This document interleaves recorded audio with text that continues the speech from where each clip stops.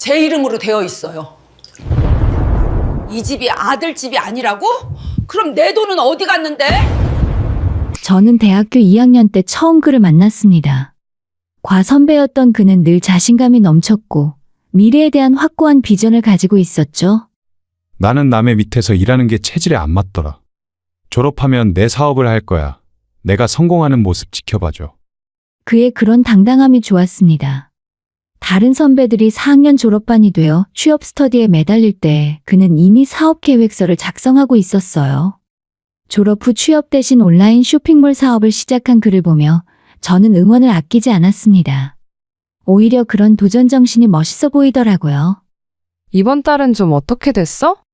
매출 좀 올랐어? 아직은 자리 잡는데 좀 더 걸릴 것 같아. 근데 곧 대박 날 거야. 내가 찾은 아이템이 완전 괜찮거든. 지금은 인지도가 낮아서 그렇지. 입소문만 타면 확 달라질 거야. 매달 비슷한 대화가 오갔지만 저는 그를 믿었습니다. 아니, 믿고 싶었어요.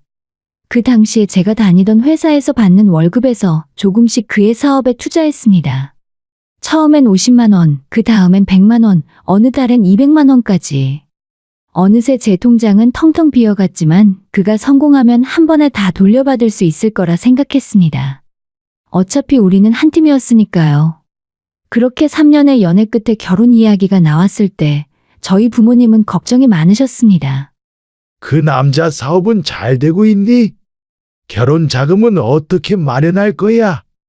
애 낳고 부모가 되려면 경제적으로 먼저 안정이 돼야지. 아버지의 목소리엔 불안함이 묻어났습니다. 사업이 뭐가 그리 좋다고 멀쩡한 대학 나와서 안정적인 직장도 없이 결혼을 한대. 어머니도 걱정하셨죠. 하지만 저는 고집을 부렸습니다. 저는 그 사람 아니면 안 돼요. 지금은 조금 힘들어도 곧 좋아질 거예요. 제가 옆에서 도울게요.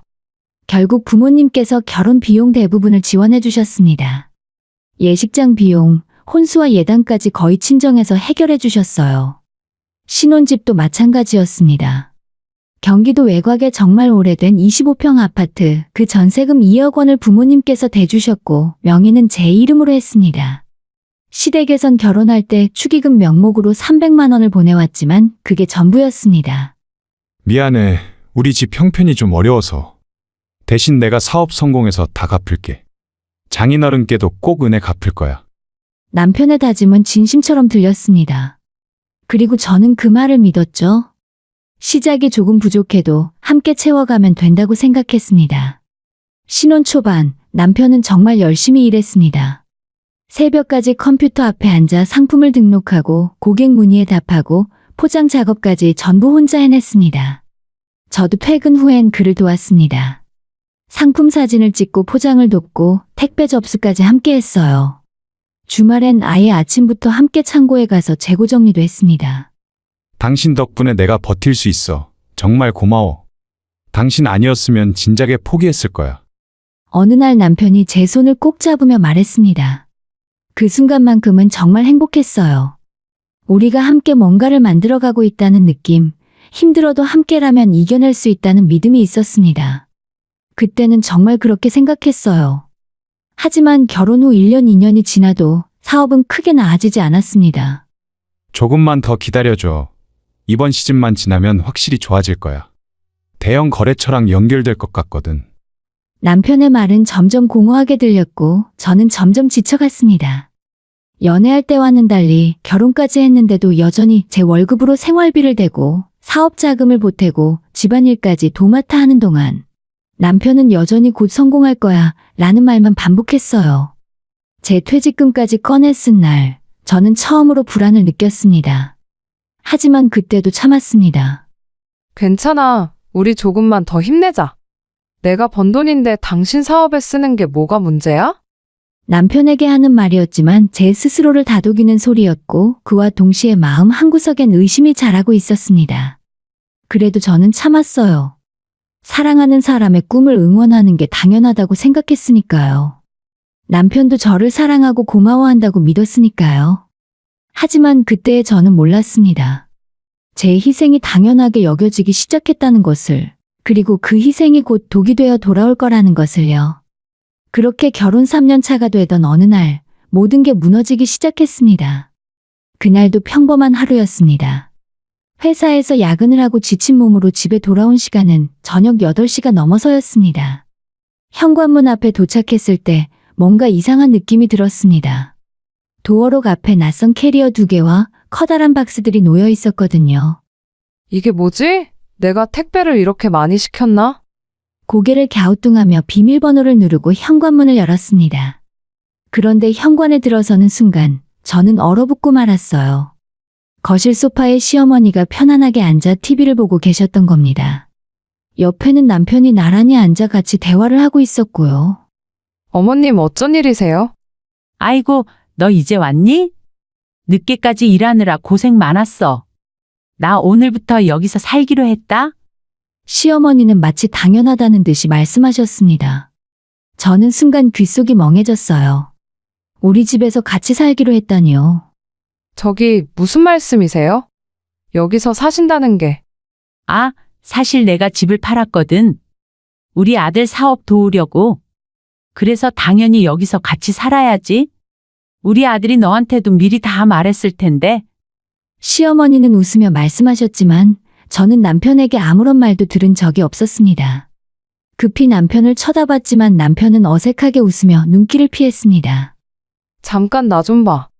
저는 남편의 팔을 붙잡고 안방으로 끌고 들어갔습니다. 방문을 닫자마자 목소리를 낮춰 따져 물었어요. 이게 대체 무슨 일이야? 어머니가 여기 사신다고? 나한텐 왜 아무 말도 안 한 거야? 미안해. 미리 말하려고 했는데 타이밍이 안 맞아서. 어머니가 집 팔고 사업 자금에 보태주신대. 그래서 당분간 여기서 같이 지내시기로 한 거야. 당분간이 얼마나 되는데, 그리고 왜 내 허락도 안 받고 멋대로 결정한 거야? 그렇게 됐어. 짐도 많으시고 해서 일단 급하게 들어오라고 했지. 저는 어이가 없어서 말이 안 나왔습니다.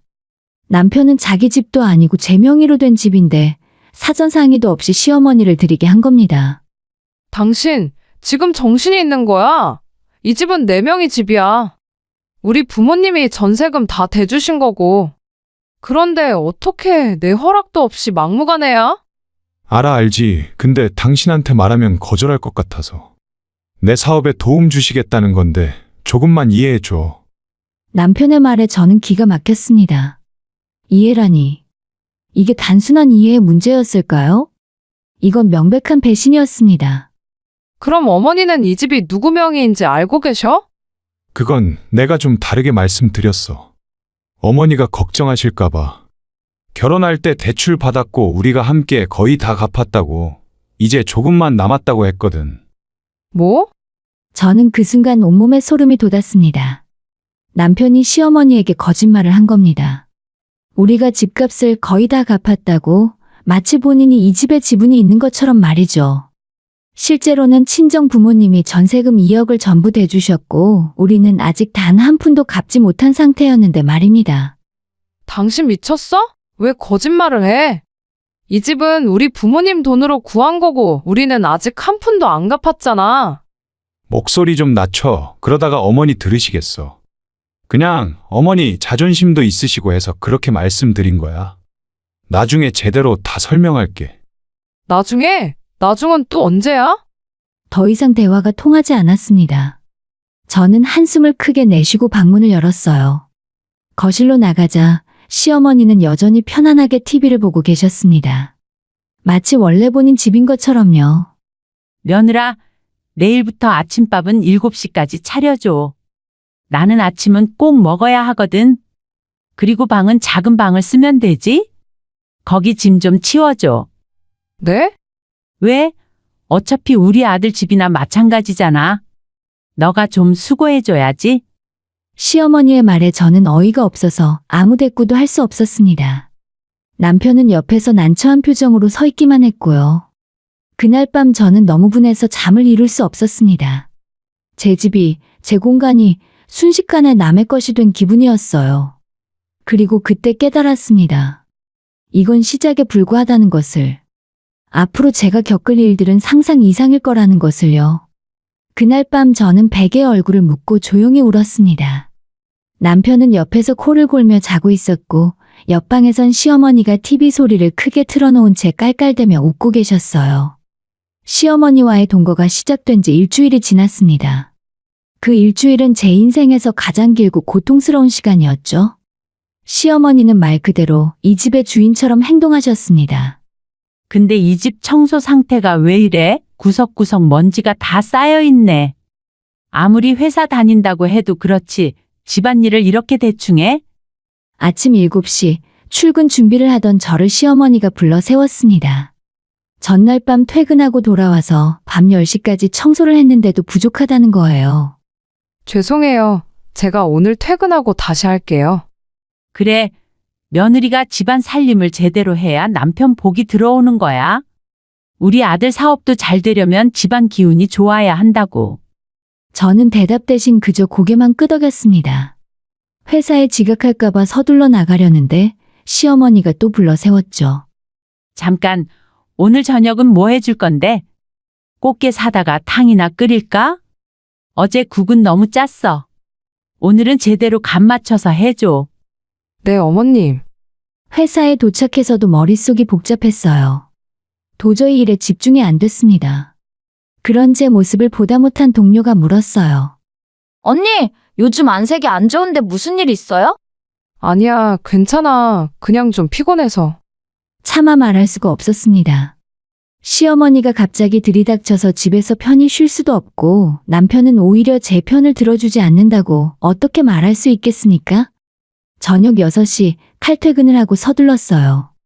빨리 집에 가서 저녁 준비를 해야 했으니까요. 마트에 들러 장을 보고 집에 도착한 시간은 7시 반. 현관문을 열자마자 시어머니의 목소리가 들렸습니다. 이제 오네. 며느리가 회사 끝나고 이렇게 늦게 와? 대체 저녁은 언제 먹으려고? 죄송해요. 장 보느라 조금 늦었어요. 지금 바로 준비할게요. 부엌으로 들어가서 급하게 저녁을 준비했습니다. 아침에 말씀했던 꽃게탕에 생선구이, 나물 반찬까지 30분 만에 후다닥 차려냈어요. 온몸이 땀으로 젖었지만 쉴 틈도 없이 밥상을 차렸습니다. 어머님 식사하세요. 이게 뭐야? 생선이 왜 이렇게 작아? 며느리가 장을 봐도 제대로 봐야지. 우리 아들 좋은 것 좀 먹여야 사업도 잘 되는 거 아니야? 다음엔 더 신경 쓸게요. 남편은 옆에서 아무 말 없이 밥만 먹었습니다. 시어머니의 잔소리에 제 편을 들어주는 것 같지도 않았어요. 오히려 고개를 끄덕이며 동조하는 것 같았습니다. 밤 10시 설거지를 끝내고 겨우 방에 들어왔고 남편은 컴퓨터 앞에 앉아 작업을 하고 있더라고요. 여보, 어머님이 좀 심하신 것 같지 않아? 맨날 나한테만 뭐라고 하시잖아. 그게 어머니 성격이 원래 그래. 나쁜 뜻은 없으셔. 그냥 우리 잘 되라고 하시는 말씀이야. 잘 되라고? 아침부터 저녁까지 얼굴 볼 때마다 잔소리만 하시는데? 목소리 좀 낮춰. 그리고 당신이 좀 더 잘하면 어머니도 잔소리 안 하실 거 아냐. 저는 그 말에 할 말을 잃었습니다. 남편은 제 편이 아니었어요. 오히려 시어머니 편을 들며 저를 탓하고 있었습니다. 내가 뭘 못했는데? 회사 다녀와서 청소하고 빨래하고 저녁 준비하고. 내가 뭘 더 해야 하는데? 그래, 알아. 근데 어머니 모시고 산다는 게 다 그런 거잖아. 조금만 참아줘, 당분간만. 당분간이란 그 말이 얼마나 무책임한 말인지 남편은 몰랐습니다. 그렇게 한 달이 지났고 저는 점점 지쳐갔습니다. 회사 일도 집안일도 시어머니 눈치 보는 것도 모두 버거웠어요. 체중은 한 달 사이에 5kg이나 빠졌고 거울을 보면 눈 밑에 다크서클이 짙게 내려앉아 있었습니다. 어느 날 저녁 저는 회사에서 중요한 프레젠테이션을 마치고 9시가 넘어 집에 들어왔어요. 그런데 시어머니가 현관 앞에서 저를 기다리고 계셨습니다. 이게 몇 시야? 저녁도 안 차려놓고 대체 어디서 놀다 온 거야? 오늘 회사에 중요한 일이 있어서요. 너는 회사가 그렇게 중요해? 며느리가 집안일을 제대로 안 하니까 우리 아들 사업도 안 풀리는 거야? 집안의 기운이 안 좋으니까? 어머님, 그건 너무 하시는 거 아니에요? 뭐가 너무해? 며느리 도리도 제대로 못하면서 무슨 할 말이 있어? 우리 아들이 얼마나 고생하는데 너는 편하게 회사에서 월급이나 받고 다니면서 그때 남편이 방에서 나왔습니다. 저는 이때만큼은 남편이 제 편을 들어줄 거라 기대했는데 남편의 입에서 나온 말은 충격적이었습니다. 어머니 말씀이 맞아. 당신이 좀 더 집안일에도 신경 써줬으면 좋겠어. 어머니가 우리 위해 기도도 해주시고 그러시잖아. 당신이 며느리 도리를 좀 더 잘해야 우리 사업도 더 잘 되는 거야. 그 순간 저는 모든 것이 무너지는 느낌이었습니다. 남편이 저를 완전히 버린 거죠. 시어머니 편에 서서 대놓고 저를 탓하고 있었습니다. 당신 지금 진심으로 하는 말이야? 당연하지. 어머니가 우릴 위해 집까지 팔고 오셨는데 당신이 좀 더 잘해드려야 하는 거 맞지. 저는 더 이상 참을 수 없어서 눈물이 왈칵 쏟아졌습니다. 나는 그럼 언제까지 이렇게 살아야 하는데? 나도 사람이야. 나도 힘들어. 왜 그렇게 이기적이야? 가족인데 서로 도와야지. 가족이면 다야? 서로 돕자고 말만 했으면서 왜 나한테만 바라는데? 그날 밤 저는 처음으로 남편과 크게 싸웠습니다. 시어머니는 옆방에서 혀를 차며 며느리가 버릇이 없다고 중얼거렸고 남편은 끝까지 시어머니 편만 들었죠. 저는 그날 밤 깨달았습니다. 이 결혼은 잘못됐다고. 더 이상 여기서 버틸 수 없다고요. 그날 이후로 집안 분위기는 최악이었습니다. 시어머니는 저를 더욱 노골적으로 무시했고 남편은 대놓고 어머니 편만 들었어요. 저는 점점 이 집에서 투명인간이 되어가는 기분이었습니다. 오늘 빨래 좀 해놔. 그리고 화장실 청소도 하고. 제가 어제 청소했는데요. 그래? 그럼 제대로 안 한 거겠지? 처음부터 다시 해. 하루하루가 지옥이었습니다. 회사에서는 실수가 잦아졌고 상사에게 주의까지 받았어요. 집중력이 떨어져서 간단한 업무도 제대로 처리하지 못했습니다. 동료들도 제 이상한 모습을 눈치챘지만 저는 아무에게도 말할 수 없었어요. 어느 주말 저는 친정에 잠깐 다녀오고 싶었습니다. 너무 힘들어서 부모님 얼굴이라도 보고 싶었거든요. 여보, 오늘 친정에 좀 다녀올게. 왜? 집에 어머니 계시는데 어디가? 잠깐만 다녀올게. 2시간이면 돼. 안 돼. 어머니 혼자 두고 어디 가려고 해? 이따가 점심도 차려드려야 하고. 점심은 내가 미리 준비해놓고 갈게. 아니, 그냥 집에 있어. 괜히 별일도 없는데 집 비우면 안 돼. 남편은 단호하게 말했고 저는 화가 치밀어 올랐습니다. 친정에 가는 것조차 허락받아야 한다니 이게 대체 무슨 결혼 생활이겠어요. 당신 지금 나를 가둬놓으려는 거야? 무슨 소리야. 그냥 며느리 도리를 하라는 거지. 또 며느리 도리. 그 말만 나오면 저는 아무것도 아닌 사람이 되었습니다. 결국 그날도 집에 있었습니다. 점심을 준비하고 설거지를 하고 빨래를 개고 저녁을 또 준비했어요. 시어머니는 소파에 누워 TV를 보시면서 과일을 드셨고 남편은 방에서 컴퓨터만 들여다봤습니다.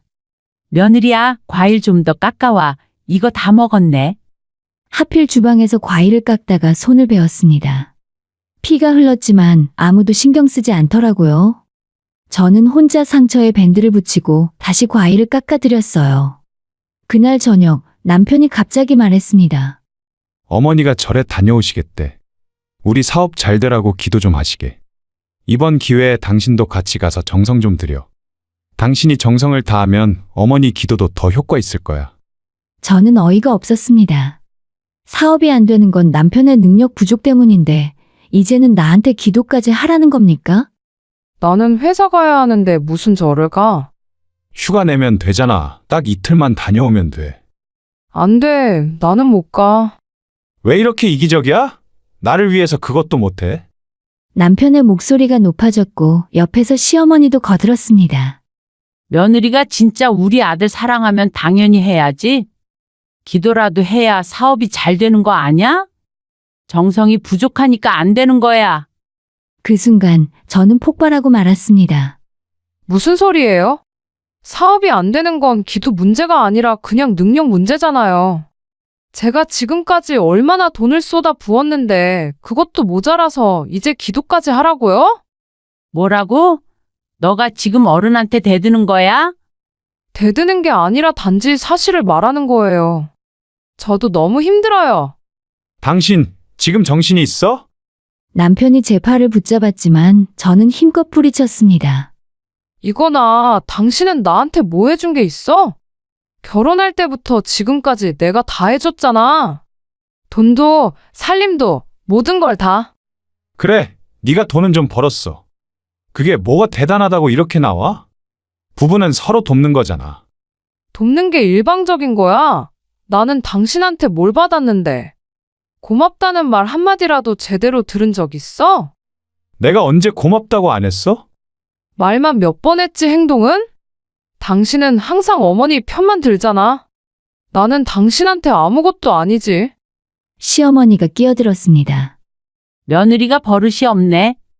우리 아들이 얼마나 힘든데 너는 이해도 안 하고. 제가 이해를 안 해요? 제가 3년 동안 뭐 했는데요? 제 월급으로 생활비 대고 사업 자금 대고 퇴직금까지 다 털었어요.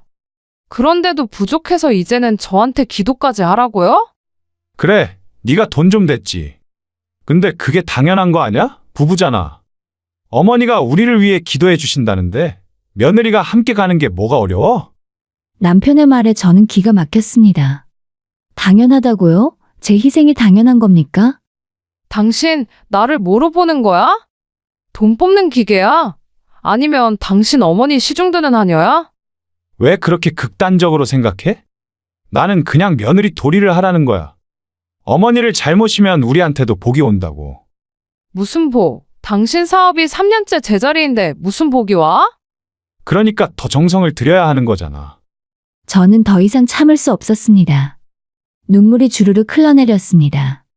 나는 이렇게 못 살아. 이건 결혼이 아니야. 당신 지금 무슨 소리 하는 거야? 이혼할 거야. 나는 더 이상 못 견디겠어. 그 말이 나오자 거실이 조용해졌습니다. 시어머니는 놀란 표정으로 저를 쳐다봤고 남편은 황당하다는 듯 웃었어요. 이혼이라니? 당신 정신 나갔어? 부부가 조금 싸웠다고 이혼을 해? 이게 조금이야? 나는 지난 3년 동안 희생만 했어. 그런데 돌아온 건 무시와 착취뿐이야. 우리가 언제 당신을 착취했어? 지금 이 순간까지도. 당신과 어머니는 나를 이용만 했어. 내 돈, 내 집, 내 시간, 모든 걸 빼앗아 갔어. 남편은 어이없다는 표정으로 고개를 저었습니다. 당신, 일단 진정해. 우리 내일 다시 얘기하자. 아니, 지금 얘기할 거야. 나 진심이야. 이혼하자. 시어머니가 벌떡 일어났습니다. 이 집은 우리 아들 집이야. 나가려면 너가 나가야지. 우리는 절대 안 나가. 그 말을 듣는 순간 저는 결심했습니다. 더 이상 참지 않기로, 제대로 싸우기로요. 이게 어떻게 어머님 아들 집이에요. 당신 입 있으면 똑바로 말해. 이 집이 누구 돈으로 얻은 집인지. 어머님 정신 차리세요. 여기 제 명의 집이고 저희 부모님이 얻어주신 거라고요. 시어머니의 얼굴이 하얗게 변했습니다. 이게 무슨 소리야? 아들, 너 이게 사실이야? 남편은 말문이 막혔습니다. 이게 다 거짓말이었어? 너 이 집에 돈이 하나도 안 들어갔다고? 엄마, 그게 대답해. 이 집은 누구 돈으로 얻은 거야? 사실 장인어른이 전세금을 다 대주셨어. 우리는 아직 한 푼도 못 갚았어. 짝소리와 함께 시어머니가 남편의 뺨을 때렸습니다. 이 나쁜 자식아, 너 때문에 내가 집까지 팔았잖아. 그럼 그 돈은 다 어디 갔어? 사업 자금으로 다 썼어. 뭐라고? 너 완전 사기꾼이야. 시어머니는 남편을 계속 때리며 울부짖었습니다. 저는 조용히 그 광경을 지켜봤습니다. 진정하세요. 그리고 당신은 여기 서명해. 저는 남편에게 며칠 전부터 미리 준비했던 이혼 서류를 내밀었습니다. 남편은 눈물을 흘리며 고개를 저었어요. 미안해, 정말 미안해. 한 번만 용서해줘. 내가 잘못했어. 마음에도 없는 사과는 필요 없어. 그냥 서명해. 제발 우리 다시 시작하자. 내가 달라질게. 어머니도 따로 방을 구해서 내보낼게. 남편이 무릎을 꿇었지만 저는 흔들리지 않았습니다. 그동안 기회는 충분했어. 이제 끝이야. 당신이 투자한 돈도 다 갚을게. 시간만 좀 줘. 됐어. 법원에서 받을 거야. 그리고 이 집에서 하루라도 빨리 짐 싸서 나가. 저는 단호하게 말했습니다. 시어머니는 바닥에 주저앉아 울고 있었고 남편은 제 발이라도 붙잡으려 했어요. 제발, 제발 한 번만. 이거나 다 끝났어. 저는 남편의 손을 뿌리치고 방으로 들어갔습니다. 문을 잠그고 침대에 앉았어요. 손이 떨렸지만 후회는 없었습니다. 이제 시작일 뿐이었어요. 그날 이후 남편은 매일 저에게 매달렸습니다. 출근하려고 하면 현관문 앞을 막아서고 퇴근하면 집 앞에서 기다리고 있었어요. 제발 한 번만 더 기회를 줘. 내가 정말 잘못했어. 다시는 그런 일 없을 거야. 비켜, 더 이상 할 말 없어. 저는 남편의 말에 더 이상 흔들리지 않았습니다. 지난 시간 동안 수없이 들었던 미안하다, 고맙다, 조금만 기다려 달라는 말들. 이제는 그 어떤 말도 제 마음을 움직일 수 없었으니까요. 시어머니는 며칠 후에 집을 나가셨습니다. 남편에게 실망하고 분노하며 친척집으로 가셨다고 했어요. 남편도 결국 일주일 만에 짐을 싸서 나갔습니다. 마지막까지 눈물을 흘리며 용서를 빌었지만 저는 고개도 돌리지 않았어요. 당신 정말 매정하다. 우리가 3년을 함께 살았는데 이렇게 쉽게 버릴 수 있어? 이게 쉬워 보여? 나는 3년 동안 지옥에서 살았어. 당신이 나를 버린 거야. 내가 버린 게 아니라. 남편은 더 이상 할 말이 없었는지 고개를 푹 숙였습니다. 그리고 캐리어를 끌며 현관문을 나섰어요. 문이 닫히는 소리를 들으며 저는 깊은 한숨을 쉬었습니다. 드디어 끝났다는 생각이 들더라고요. 이혼 절차는 생각보다 빠르게 진행되었습니다. 남편도 더 이상 버틸 힘이 없었는지 협의 이혼에 동의했어요. 당연히 재산 분할은 없었습니다. 아파트는 애초에 제 명의였고 남편이 기여한 부분이 전혀 없었으니까요. 하지만 저는 거기서 멈추지 않았습니다. 변호사를 통해 남편에게 투자한 돈을 청구했습니다. 결혼 기간 중 생활비, 사업자금, 퇴직금까지 모두 합쳐 9천만 원. 남편은 처음에는 그건 부부간에 당연히 쓴 돈 아니냐며 반발했지만 변호사가 증거 자료들을 제시하자 결국 인정할 수밖에 없었습니다. 피고는 원고에게 9천만 원을 분할 상환할 것. 법원의 판결문을 받아들고 저는 그때야 비로소 안도했습니다. 물론 남편에게 당장 그 돈이 있을 리 없었으니까요. 사업도 실패했고 빚만 잔뜩 진 상태였지만 앞으로 어떻게든 법적으로 받아낼 권리를 확보한 것만으로도 충분했습니다. 몇 달 후에 저는 우연히 남편의 소식을 들었어요. 동네 지인을 통해서였습니다. 남편은 결국 손해만 보던 사업을 접었고 시어머니와도 연락을 끊은 상태라고 했어요. 빚 독촉에 시달리며 고시원에서 생활하고 있다는 이야기도 들었습니다. 불쌍하거나 가엾다는 생각은 들지 않았습니다. 남편은 제게 한 일에 대한 대가를 치르고 있을 뿐이었어요. 저는 이제 혼자였지만 외롭지 않았고 오히려 자유로웠습니다. 퇴근하면 제가 먹고 싶은 음식을 먹고 보고 싶은 영화를 보고 하고 싶은 것을 했어요. 어느 날 부모님이 집에 오셨습니다. 이혼 후에 처음 오시는 거였어요. 어머니는 제 냉장고를 가득 채워주시며 말씀하셨습니다. 우리 딸 고생 많았다. 이제 네 마음대로 살아. 걱정 마세요. 저 이제 괜찮아요. 그래, 결혼이 전부가 아니야. 네가 행복한 게 제일 중요한 거지. 아버지도 제 어깨를 토닥이며 말씀하셨습니다. 딸, 힘들면 언제든 우리 집으로 와. 알았지? 네, 아빠, 고마워요. 그리고 주말에는 혼자 여행을 떠났습니다. 강릉 바닷가였어요. 파도 소리를 들으며 모래사장을 걸었더니 바람이 머리카락을 흩날렸고 햇살이 따스했습니다. 세상이 이렇게 평화로울 수가. 저는 깊게 숨을 들이마셨습니다. 바다 냄새가 가슴 가득 들어왔습니다. 3년 동안 잃어버렸던 제 자신을 이제야 찾은 기분이 들더라고요. 카페에 앉아 커피를 마시며 생각했습니다. 결혼이 실패했다고 제 인생이 실패한 건 아니잖아요. 오히려 저는 이 과정을 통해 더 강해졌고 더 현명해졌습니다. 사랑이 무엇인지, 희생과 헌신의 차이가 무엇인지 배웠습니다. 해가 지고 저녁 노을이 바다를 붉게 물들였어요.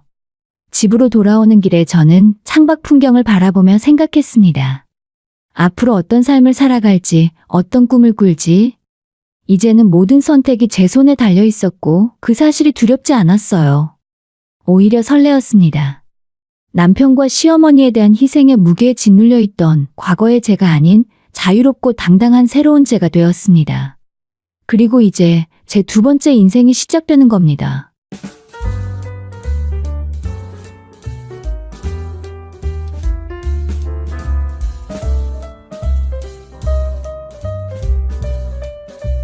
장모님은 걔 솔직히 좀 불편해. 차라리 호텔 잡아드려.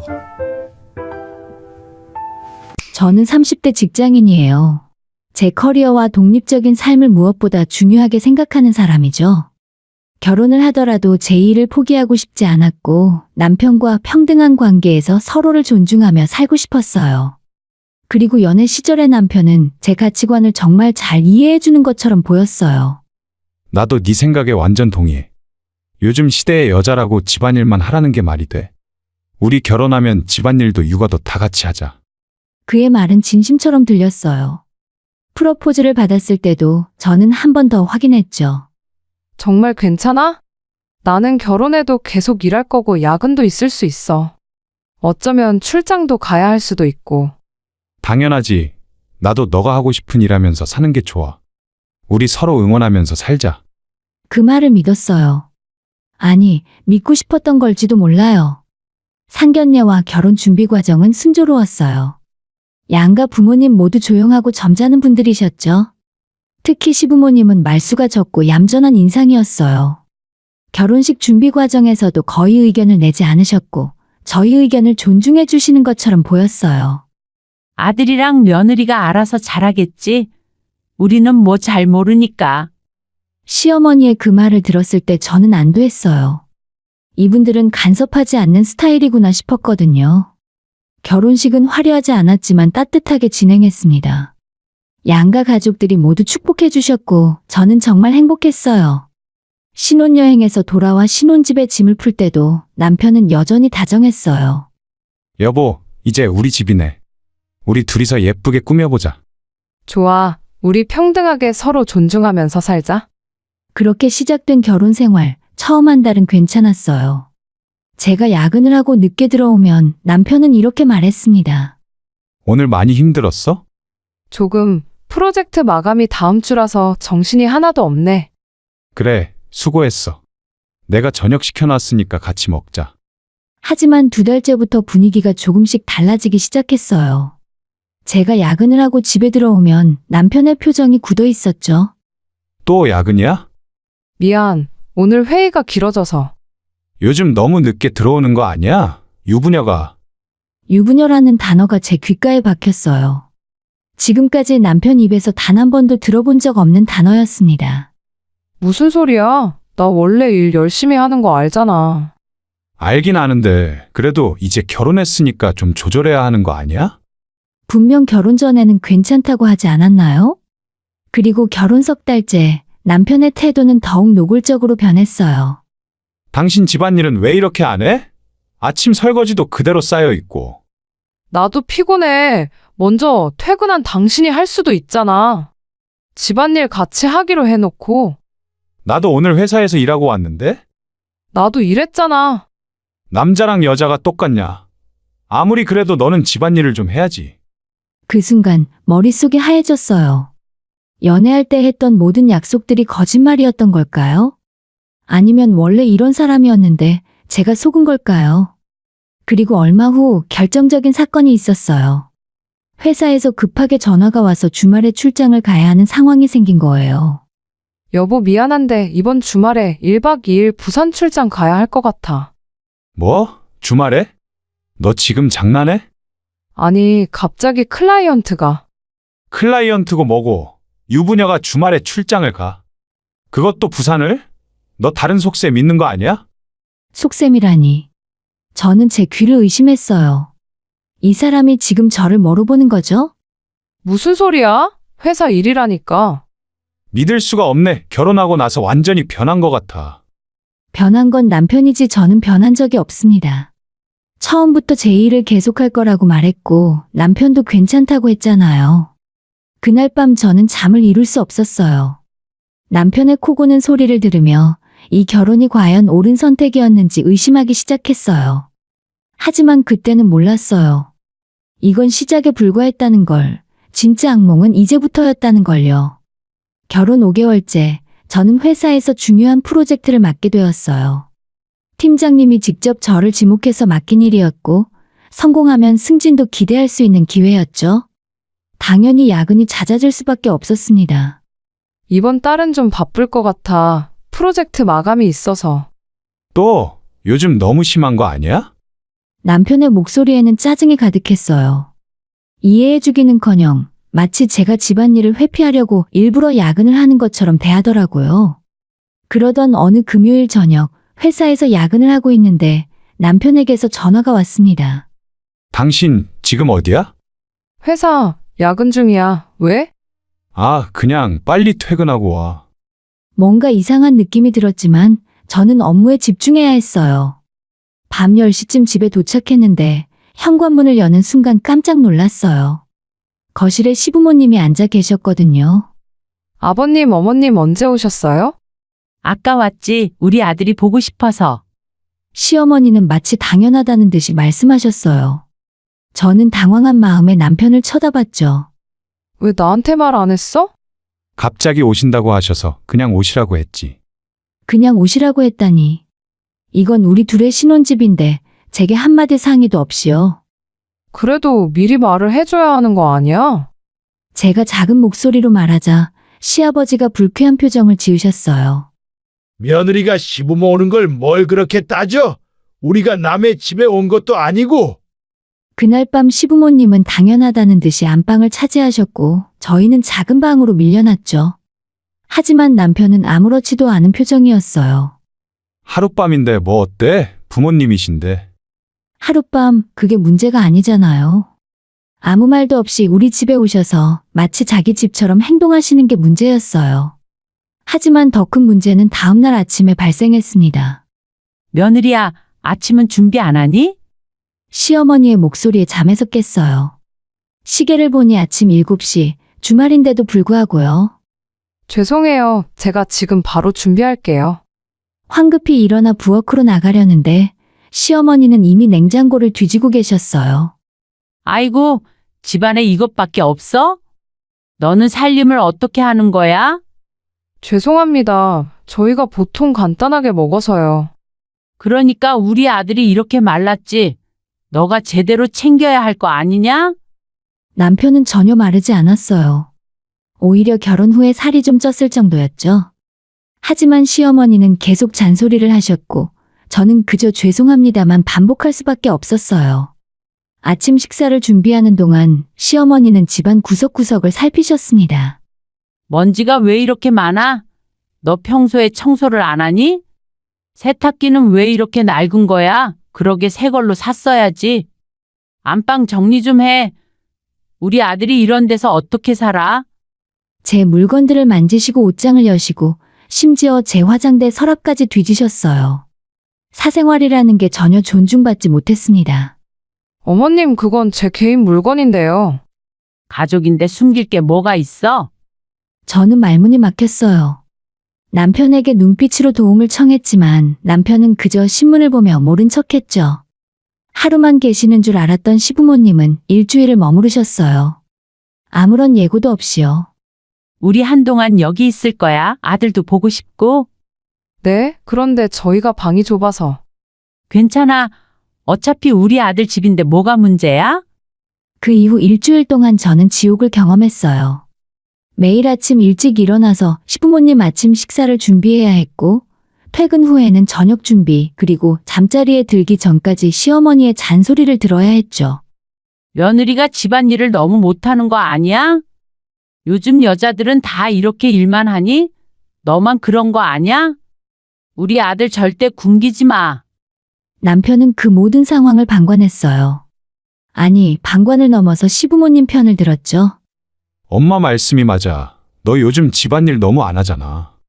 연애할 때 제게 했던 모든 약속이 거짓말이었던 거예요. 평등한 결혼, 함께하는 집안일, 서로 존중하는 관계. 전부 다 거짓말이었어요. 일주일 후에 시부모님이 돌아가시는 날, 저는 안도의 한숨을 쉬었어요.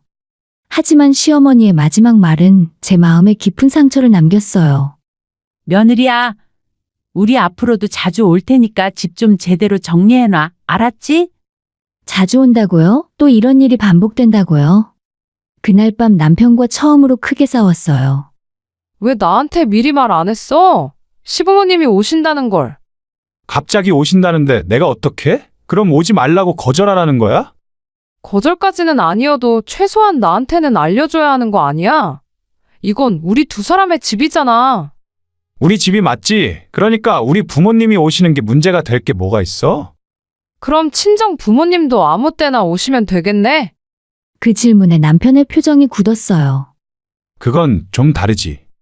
뭐가 달라? 똑같잖아. 장모님은 우리 집이 좁은 거 아시잖아. 우리 부모님은 좀 불편하셔도 그냥 참으시는 거고. 참는다고요? 우리 안방을 차지하고 제 물건을 마음대로 뒤지고 저를 하녀 취급하는 게 참는 거라고요? 그날 이후 저는 깨달았어요. 이 결혼은 제가 생각했던 평등한 관계가 절대 아니라는 것을요. 그리고 더 큰 문제는 이게 끝이 아니라는 거였어요. 시부모님의 무단 방문은 그 후로도 계속되었어요. 한 달에 한 번, 많을 때는 2번. 항상 갑자기, 항상 예고도 없이 찾아오셨죠. 그리고 그때마다 저는 제 집에서 손님이 되어야 했어요. 결혼 8개월째 친정 어머니에게서 전화가 왔어요. 딸, 엄마가 요즘 무릎이 아파서 병원에 갔더니 수술을 해야 한대. 네? 수술이요? 심각한 거예요? 아니, 그리 큰 수술은 아니고 간단한 거래. 그런데 기왕이면 여기 말고 서울에 있는 큰 병원에서 하는 게 좋겠다고 하셔서. 어머니는 지방에 사셨어요. 서울까지 오시려면 꽤 먼 거리였죠. 저는 당연히 어머니를 우리 집에 모시기로 마음먹었어요. 엄마, 병원 예약하고 전날에 올라와서 우리 집에서 주무세요. 수술 전날 편하게 쉬시다가 병원 가시면 되잖아요. 그래도 되겠니? 사위한테 미안한데. 괜찮아요. 우리 집인데 뭐. 하지만 남편에게 말했을 때 그의 반응은 제 예상을 완전히 벗어났어요. 뭐? 장모님이 우리 집에 온다고? 수술 때문에 서울에 오셔야 해서 하루만 주무시면 돼. 안 돼. 뭐? 안 된다니까. 나는 모르는 사람이랑 같은 집에서 못 자. 저희 어머니를 모르는 사람이라고요? 무슨 소리야? 우리 엄마잖아. 그래도 불편해. 차라리 장모님 호텔 잡아드려. 수술 전날인데 호텔에서 주무시라고? 너 지금 정신이 있는 거야? 그럼 네가 같이 호텔 가든가. 나는 싫어. 저는 믿을 수가 없었어요. 시부모님은 한 달에 1~2번씩 예고도 없이 오셔서 며칠씩 묵으시면서 제 어머니는 수술 전날 하루도 못 주무시게 하겠다고요? 너희 부모님은 맨날 오시잖아. 그것도 갑자기. 그건 우리 부모님이고 장모님은 좀 다르지. 뭐가 달라? 우리 부모님은 내 부모니까 당연한 거고 장모님은 그냥 내가 너무 불편하다고. 당연하다는 게 대체 뭔가요? 너 지금 말이 되는 소리를 하는 거야? 우리 엄마는 수술 때문에 오시는 건데. 그래서 수술이면 더더욱 병원 근처 호텔에 계시는 게 낫지 않아? 병원 근처는 우리 집이잖아. 여기서 택시 타고 15분이면 가는데. 하지만 남편은 절대 안 된다는 입장이었어요. 아무리 싸워도 아무리 설득해도 소용없었죠. 결국 어쩔 수 없이 저는 어머니를 호텔에 모셨어요. 차마 어머니가 보는 앞에서 남편과 싸울 수는 없겠더라고요.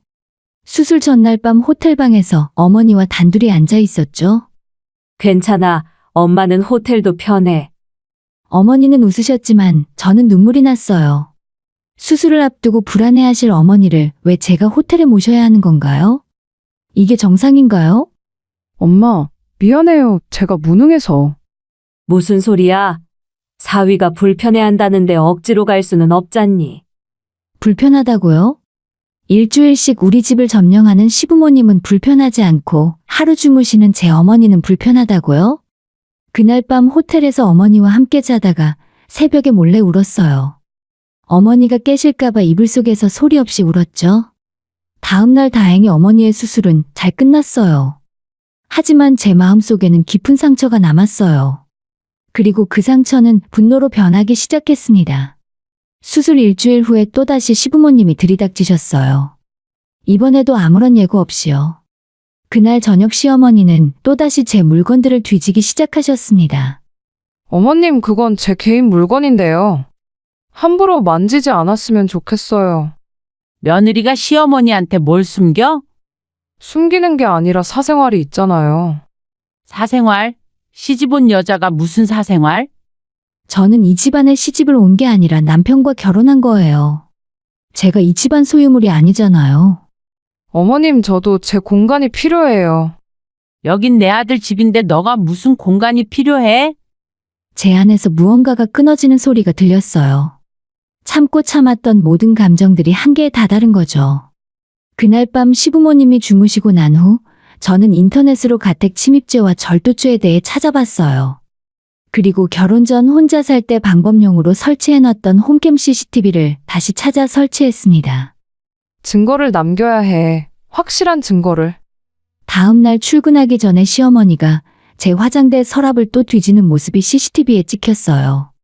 그리고 제가 아끼는 목걸이를 꺼내서 본인 가방에 넣는 것까지요. 뭐야, 이건 완전 도둑질이잖아. 회사에서도 일이 손에 잡히지 않았어요. CCTV를 핸드폰으로 계속 확인했죠. 시어머니는 제 옷장을 뒤지고 제 화장품을 사용하고 심지어 제 속옷 서랍까지 열어보고 계셨어요. 이건 아니잖아. 저녁에 퇴근해서 집에 돌아왔을 때 시어머니는 아무렇지도 않게 거실에 앉아 계셨습니다. 며느리야, 오늘 저녁은 뭐 해줄 거야? 어머님, 혹시 오늘 제 방에 들어가셨어요? 응, 그냥 청소 좀 했지. 너가 하도 청소를 안 해서 먼지가 쌓여 있더라. 제가 허락한 적 없는데요. 내가 너한테 허락을 받아야 해? 이게 대체 무슨 소리야? 어머님의 목소리가 커지자 남편이 끼어들었어요.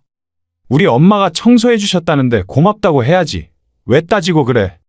고맙다고? 내 물건을 허락도 없이 만지는 게 고마운 일이야? 다 우리 집 물건인데 뭐가 문제야? 우리 집 물건이라는 말은 이 집안에 제 물건은 없는 거예요. 전부 우리 집 물건이니까 시어머니가 마음대로 해도 되는 거였죠. 그날 밤 저는 CCTV 영상을 전부 저장했어요. 시어머니가 제 물건을 가져가는 장면, 제 서랍을 뒤지는 장면, 제 옷장을 여는 장면. 전부 다요. 그리고 결심했어요. 더 이상 참지 않겠다고 말이죠. 며칠 후에 친정 어머니에게 전화를 드렸어요. 엄마, 수술하고 좀 괜찮으세요? 응, 이제 다 나았어. 걱정 마. 무슨 일 있어? 그런 거 아니에요. 어머, 우리 딸이 왜 이래? 무슨 일 있는 거 아니야? 아니에요, 정말로. 하지만 저는 이미 계획을 세우고 있었어요. 제 어머니를 호텔로 내쫓고 시부모님은 마음대로 우리 집에 드나들게 하는 이 불공평한 상황을 끝낼 계획을 말이죠. 결혼 생활을 시작하고 10개월째 드디어 그날이 찾아왔습니다. 목요일 오후 회사에서 퇴근 준비를 하고 있는데 남편에게 문자가 왔어요. 오늘 부모님 오실 거야. 또 갑자기 또 사전 예고 없이. 하지만 이번에는 달랐어요. 저는 이미 준비가 되어 있었거든요. 알았어. 몇 시쯤? 지금 바로 오신대. 퇴근하면서 저녁거리 사서 밥 좀 해놔. 저는 일부러 회사에서 늦게까지 야근을 했어요. 그리고 CCTV 앱으로 집안 상황을 실시간으로 확인했죠. 오후 6시 30분 남편이 시부모님을 데리고 집에 들어왔어요. 시어머니는 들어오자마자 곧장 제 방으로 향했습니다. CCTV에 모든 게 찍히고 있었어요. 시어머니가 제 옷장을 여는 장면, 제 서랍을 뒤지는 장면, 그리고 제가 아끼는 귀걸이를 가방에 넣는 장면까지요. 시아버지도 마찬가지였어요. 거실 서랍을 뒤지더니 제 노트북을 함부로 만지고 심지어 제 가방까지 열어보더라고요. 저는 휴대폰을 꽉 쥘 정도로 분노가 치밀어 올랐지만 참았어요. 조금만 더 증거를 모아야 했으니까요. 그리고 오후 8시 저는 집으로 향했어요. 현관문 앞에서 잠시 멈춰섰죠. 심호흡을 크게 하고 문을 열었어요. 다녀왔습니다. 거실에는 시부모님이 편하게 앉아 TV를 보고 계셨어요. 마치 자기 집처럼요. 어머님, 아버님 언제 오셨어요? 아까 왔지. 너는 맨날 늦게 들어오네? 회사 일이 있어서요. 저는 가방을 내려놓고 방으로 들어갔어요. 예상대로 제 물건들이 흐트러져 있었어요. 서랍은 열려 있었고 옷장 문도 제대로 닫히지 않았더라고요. 그리고 제 귀걸이가 없어져 있었어요. 이제 됐어. 저는 천천히 거실로 나왔어요. 어머님, 혹시 오늘도 제 방에 들어가셨어요? 응, 아까 청소 좀 했지. 그러면서 제 물건을 가져가셨나요? 시어머니의 표정이 굳었어요. 뭐? 무슨 소리야? 제 귀걸이가 없어졌거든요. 엄마가 사주신 건데. 그런 거 모르는데 며느리가 어디 잃어버린 거 아니야? 아니에요. 분명히 서랍에 있었어요. 그런데 지금 없어요. 남편이 끼어들었어요. 너 지금 우리 엄마를 의심하는 거야? 의심이 아니라 확인하는 거야. 분명히 있었는데 없어졌으니까. 엄마가 그런 거 가져가실 분이 아니야? 네가 어디에 잘못 둔 거겠지. 저는 휴대폰을 꺼냈어요. 그럼 CCTV를 한번 볼까? 뭐? CCTV 방에 설치했거든. 아마 어떻게 없어졌는지 다 찍혀 있을 거야. 그 순간 시어머니의 얼굴이 하얗게 질렸어요. 너 언제 CCTV를 설치한 거야? 왜요? 제 집인데 CCTV 설치하면 안 돼요? 이 집에 CCTV를 우리도 모르게? 네, 제 집이니까요. 제가 어머님 허락받을 필요는 없죠. 시아버지가 벌떡 일어났어요. 이게 지금 무슨 짓이야? 너 우리를 의심하는 거야. 의심이 아니라 확인이에요. 그리고 도둑 맞았다고 지금 바로 경찰에 신고하겠습니다. 경찰, 너 미쳤어? 저는 이미 112를 누르고 있었어요. 여보세요, 경찰서죠? 지금 제 집에 도둑이 들었어요. 뭐? 도둑? 남편이 소리쳤지만 저는 차분하게 말을 이어갔어요. 네, 가택 침입과 절도죄로 신고합니다. 주소는요? 너 지금 정말 미친 거야? 우리 부모님을 도둑이라고? 도둑 맞잖아? 남의 집에 허락 없이 들어와서 물건 가져갔으니까. 남의 집? 우리 아들 집인데? 시어머니가 소리쳤어요. 진명이 저예요. 제 집이에요. 어머님은 허락 없이 들어오신 거고 제 물건을 훔쳐가신 거예요. 사실 저희 집은 결혼 전에 제가 살던 집이었어요. 전세로 살고 있던 집을 남편과 결혼하며 매입을 했고 같이 대출만 반씩 갚아나가고 있었던 거죠. 너 이러면 우리 아들이랑 끝이야. 네, 끝내려고 하는 거예요. 약 15분 후에 경찰이 도착했어요. 신고하신 분이세요? 네, 저예요. 저는 경찰에게 모든 상황을 설명했어요. 그리고 휴대폰으로 CCTV 영상을 보여드렸죠. 시어머니가 제 서랍을 뒤지는 장면, 귀걸이를 가방에 넣는 장면, 시아버지가 제 가방을 여는 장면. 전부 다요. 이건 명백한 절도죠. 그리고 친명의자의 허락 없이 들어왔으니 가택 침입도 성립합니다.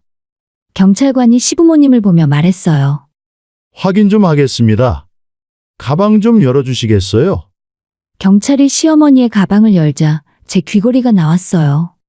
그리고 제 화장품, 제 손수건, 심지어 제 속옷까지요. 아니, 이건요? 현행범으로 체포하겠습니다. 뭐? 체포? 그렇게 시부모님은 경찰차에 실려갔고 남편은 그 모습을 멍하니 바라보다가 제게 따지듯 말했습니다. 너 진짜 미친 거야? 우리 부모님을 경찰에 넘기다니? 당신 부모님이 도둑질을 했으니까. 도둑질? 이건 우리 집인데? 당신 집 아니잖아. 내 집이야. 명의 확인해봐. 그래도 그렇지. 부모님을 어떻게? 당신 부모님이 몇 달 동안 내 집에 무단으로 들어와서 내 물건을 가져갔어. 그리고 당신은 그걸 방관했어. 아니, 도왔지. 남편은 아무 말도 하지 못했어요. 그리고 제일 중요한 거, 우리 엄마는 수술 전날에도 이 집에 못 계시게 했으면서 당신 부모님은 맨날 와서 일주일씩 묵어가잖아. 이게 공평한 일이라 생각해? 이제 끝이야. 나 이혼할 거야. 이혼? 너 지금 그래, 이혼 소송 준비 다 해뒀어. 변호사도 선임했고. 저는 이미 모든 준비를 마친 상태였어요. CCTV 영상, 문자 기록, 통화 녹음. 모든 증거를 변호사에게 전달했고 이혼 소송 준비도 끝낸 상태였죠. 너 이러면 큰 코 다칠 거야. 집은 어차피 내 거잖아. 이번 일로 위자료도 받을 거고. 아무튼 당신도 일주일 안에 짐 싸서 이 집에서 나가. 그날 밤 저는 처음으로 편하게 잠들었어요.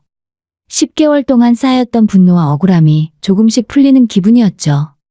이제 시작이에요. 진짜 복수는 이제부터였으니까요. 시부모님이 경찰서로 끌려간 다음 날, 남편은 오전부터 제게 전화를 걸어댔어요. 당장 고소 취하해. 지금 당장. 싫어. 너 진짜 이러고 싶어? 우리 부모님이 아직도 경찰서에 계신다고. 그건 당신 부모님이 잘못하셨으니까. 잘못? 아들 집에 온 게 잘못이야. 내 집이라고. 그리고 내 물건을 훔쳐가셨잖아. 이게 잘못이 아니면 뭐가 잘못이야? 남편은 아예 울먹이기 시작했어요. 제발, 제발 부탁할게. 일단 고소만 취하해줘. 내가 뭐든지 할게. 뭐든지? 그래, 뭐든지. 그럼 이혼해. 합의 이혼으로 깔끔하게. 서류도 다 준비해뒀어. 당신이 서명만 하면 돼. 그럼 고소 취하 고려해볼게. 너 진심이야? 당연하지. 진작에 끝냈어야 했는데? 하지만 남편은 제 제안을 거절했어요. 그리고 이틀 후에 시부모님이 경찰서에서 나오셨습니다. 나오자마자 바로 제게 전화를 하시더군요. 야, 너가 감히 우리한테 뭐 하는 짓이야? 시아버지의 목소리였어요. 욕설이 쏟아졌지만 저는 차분하게 대답했어요. 제 물건을 훔쳐가신 대가예요. 훔쳐? 우리가 언제? CCTV 영상 다 같이 보셨잖아요. 이미 경찰에 제출했어요. 재판에서도 쓸 거고요. 재판? 무슨 재판? 이혼 소송이요. 그리고 손해배상 청구도 할 거예요. 이혼을 하겠다고? 우리 아들이랑? 네, 다음 주에 소장 접수해요. 그러자 옆에 있던 시어머니가 전화를 가로챘어요. 너 이러면 끝이야. 우리가 가만히 있지 않을 거야. 네, 가만히 있지 마세요. 어차피 법정에서 뵐 거예요. 전화를 끊고 나서 저는 변호사 사무실로 향했어요. 증거자료 정말 완벽하시네요. CCTV 영상의 날짜 시간까지 다 찍혀 있고. 변호사님은 제가 준비한 자료들을 보며 만족스러운 표정을 지으셨어요. 문자 메시지 기록도 있고 시부모님의 무단 방문 일지도 정리되어 있고 특히 장모님 수술권은 정말 결정적이네요. 이혼 가능할까요? 가능한 정도가 아니라 위자료까지 충분히 받을 수 있어요. 배우자의 부모가 지속적으로 가택 침입과 절도를 저질렀고 배우자는 이를 보고도 방조했으니까요. 얼마나 받을 수 있을까요? 보수적으로 잡아도 3천만 원. 어차피 집이 본인 명의니까 재산 분할도 거의 없고요. 그날 밤 남편이 집에 왔어요. 아니, 정확히는 제가 살고 있는 집에 들어오려고 했죠. 하지만 저는 이미 현관 비밀번호를 바꿔놨어요. 문 열어. 왜 비밀번호를 바꿨어? 당신 집 아니잖아. 내가 여기서 살았는데. 살았지. 근데 이제는 안 살게 됐잖아. 우리 이혼할 거니까. 아직 이혼 안 했잖아. 너 진짜 이럴 거야? 남편은 결국 친구 집으로 갔어요. 그 시간에 자기 부모 집으로 가기는 민망했나 봐요. 일주일 후에 정식으로 이혼 소장을 접수했습니다. 남편은 끝까지 협의를 하지 않고 버티는 바람에 결국 재판까지 가게 됐죠. 첫 재판 날 법정에서 시부모님과 남편을 마주쳤어요. 시어머니는 제게 돕기 어린 눈빛을 보냈어요. 너 같은 것이 며느리라니 우리가 눈이 삐었지? 저도 이런 분들이 제 시부모님이라는 게 아직도 믿기지 않아요. 재판은 제게 유리하게 흘러갔어요.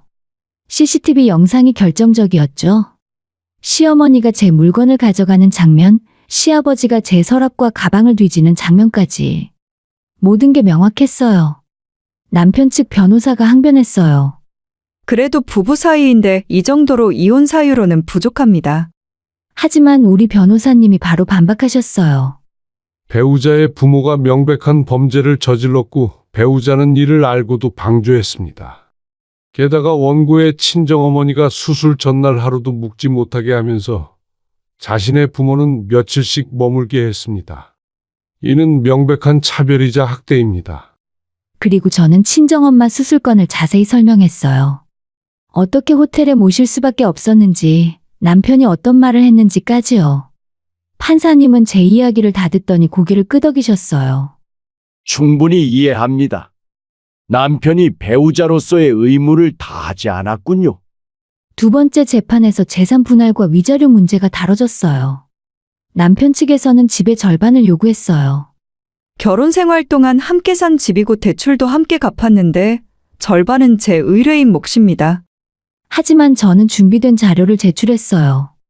이 집은 애초에 결혼 전에 제가 전세로 살던 집이고 결혼을 하면서 제 명의로 구입했습니다. 남편 측에서는 대출금 조금 갚은 것밖에 없어요. 통장 내역과 부동산 계약서를 증거로 제출했죠. 판사님은 남편 측 주장을 기각하셨어요. 재산분할 청구권이 인정되지 않습니다. 남편은 결혼 생활 중 본인이 부담한 대출금에 대해서만 권리가 있습니다. 세 번째 재판에서 위자료가 결정됐어요. 피고는 원고에게 위자료 5천만 원을 지급하라. 남편은 그 자리에서 주저앉았어요. 5천만 원이요. 제가 그런 돈이 어디 있어요? 매달 일정 금액씩 변제하세요. 판사님의 판결은 단호했어요. 재판이 끝나고 나오는데 시어머니가 제 앞을 막아섰어요. 너 우리한테 이러고 잘 살 수 있을 것 같아? 네, 잘 살 거예요. 당신들보다는. 우리 아들 인생 망쳐놓고 본인이 스스로 망친 거예요. 제가 아니라.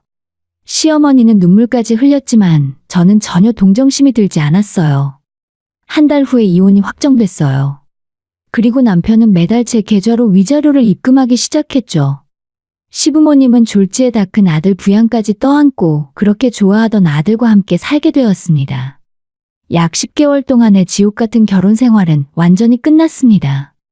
이혼 확정 후 6개월이 지났고 저는 여전히 같은 회사에서 일하고 있어요. 오히려 전보다 더 열심히 일하고 있죠. 더 이상 야근을 핑계 삼아 저를 비난하는 사람도 없고 집에 가면 유부녀가 왜 이렇게 늦냐는 소리를 들을 일도 없어요. 제 시간을 온전히 제가 사용할 수 있다는 게 이렇게 자유로운 거였습니다. 그리고 주말에는 어머니를 자주 뵈러 가요. 어머니는 항상 저를 이해해 주셨고 제 선택을 응원해 주셨죠. 지금도 매달 남편에게서 위자료가 입금됐다는 알림이 와요. 정확히 법원에서 정한 금액만큼요. 시부모님이 힘들게 산다는 소식도 들려왔지만 저는 전혀 미안하지 않았습니다. 자기가 한 일의 대가를 치르는 거라고 생각합니다. 그날 이후 저는 많은 걸 배웠어요.